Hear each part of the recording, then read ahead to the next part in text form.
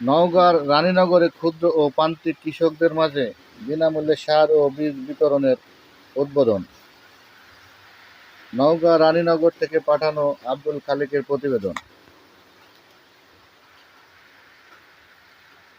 নওগাঁর রানীনগরে ২০২৪-২৫ অর্থবছরে খরিফ ২ মৌসুমে কৃষি প্রণোদনা কর্মসূচির আওতায় রূপা আমন ধান ও গ্রীষ্মকালীন পেঁয়াজসহ বিভিন্ন ফসল উৎপাদনের লক্ষ্যে ক্ষুদ্র ও প্রান্তিক কৃষকদের মাঝে বিনামূল্যে সার, বীজ বিতরণের উদ্বোধন করা হয়েছে। মঙ্গলবার উপজেলা কৃষি সম্প্রসারণ অধিদপ্তর উপজেলা পরিষদ চত্বরে এ উদ্বোধন অনুষ্ঠানের আয়োজন করেন। অনুষ্ঠানে বিতরণ কার্যক্রমের উদ্বোধন করেন রানীনগর উপজেলা নির্বাহী কর্মকর্তা মোহাম্মদ রাকিবুল হাসান।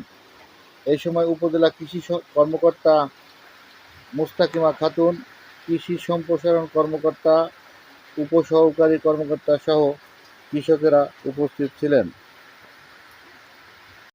উপজেলা কৃষি বিভাগ জানায়, উপজেলার ৮টি ইউনিয়নের ২১০০ কৃষককে আমন ধানের প্রণোদনা হিসাবে ৫ কেজি করে বীজ, ১০ কেজি করে ডিএপি ও এমওপি সার প্রদান করা হচ্ছে।